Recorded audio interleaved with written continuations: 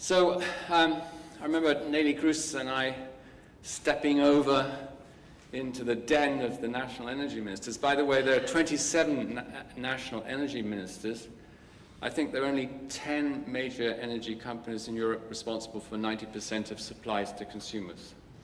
You might ask where the center of power actually is in Europe. But we stepped over to see ministers to announce the preliminary results of this inquiry, and we were shouted down basically by 3 or 4 of them at the beginning, who told us that, listen, we've only just decided the second liberalization package. There's nothing wrong. Go away. Let this market bed down on the basis of this new regulation. However, when they saw the results, they did change their minds, and they've come forward with the third package, which, by the way, Dieter doesn't seem to have noticed, is in fact part of the Commission's energy proposals at the end of last year, which were not just climate change in 2020, it was revitalizing an internal market in energy and addressing climate change. So let's get the record right. And by the way, if you look at it in detail, I must tell our media guys, if they haven't put carbon storage up in lights, they should do next time, because it's in there. What we want, though, is projects which we can finance. And for the moment, we've got 1 or 2 pilot projects on the horizon, but very little in the pipeline. And maybe that comes down also to the issue of incentives to invest. But nevertheless, there is absolutely no lack of support to that. Now, how are we going to move towards the kind of competitive market to which Dieter has referred to? And, well, we basically said we can do it by 2 ways. We can, first of all, change the legislation, as we've proposed to do.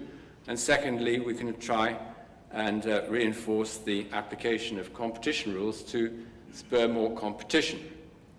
Now, as far as the liberalization package is concerned, our biggest concern with the current legislation was that it didn't effectively address access issues, which can arise as a result of vertical integration. And our proposals therefore focus on effectively separating network activities from commercial activities elsewhere in the energy value chain. Therefore, it's not a message against vertical integration, it's a message against the inclusion of networks in that vertical integration. And as I think all of you will know, separation of the ownership, but in particular, most of all, the management and investment in the networks is, for us, a necessary condition for creating better competition in the market. It's not necessarily a panacea, though. It must be accompanied by other measures if it's going to work effectively, and that's proved in the many member states, 11, who have effective ownership unbundling. Even in those countries, there are still problems of competition to address. Now, many member states supported our call for ownership unbundling. At least one said it was a license for expropriation of assets and was a constitutional question.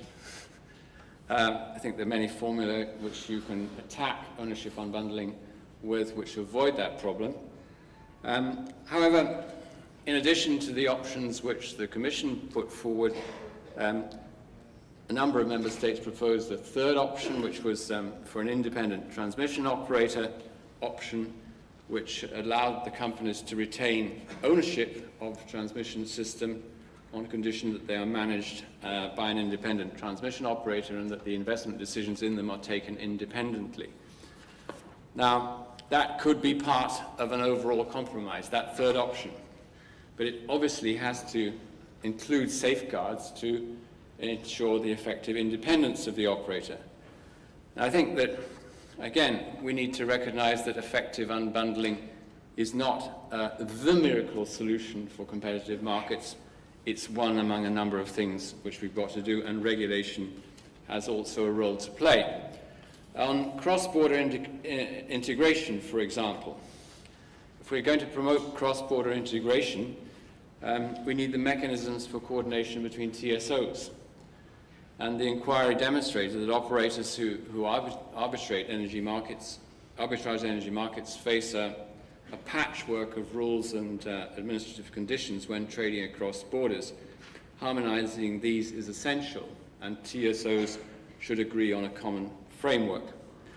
We also need strong and consistent regulation to ensure that effectively unbundled TSOs become more efficient, and our proposals provided for the creation of an agency for the coordination of energy regulators with a cross-border focus.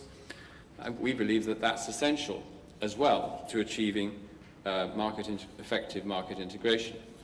Now, that framework should help with centralized oversight.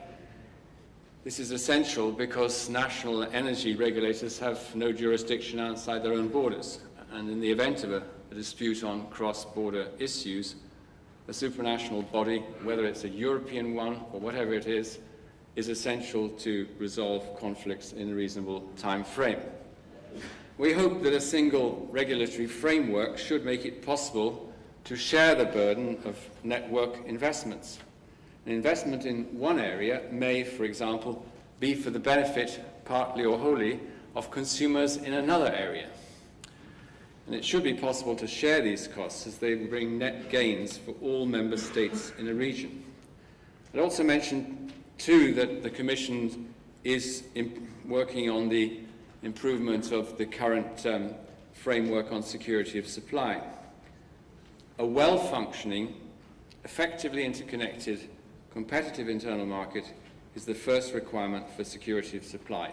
But of course, this needs to be complemented with adequate crisis response and prevention mechanisms, including solidarity measures where needed. Now, there are a lot of disagreements still going on between our respectable and honourable member states on the third package. We hope they'll be resolved this year and the package will be approved after the last reading in the European Parliament before the end of the Czech presidency in June. Now, enforcing the competition rules. First thing to say is that we have a system of competition rules in Europe which is pretty state-of-the-art, frankly, in international terms. It's also very convergent between what the member states do and what the European Commission does. It's not a system in which the Commission does everything and the Bundeskartellamt, the Office of Fair Trading, the regulators Ofgem are deprived of things which only the Commission can do. We have a lot of things which we can do together. Some of them, however, we do apart on the basis of allocation of cases according to the size of the operation, for example. The E.ON Ruhrgas merger was not decided in Brussels, authorized in Brussels. It wasn't even authorized in Bonn. It was authorized by a ministerial exception in Bonn at the time, but in Berlin.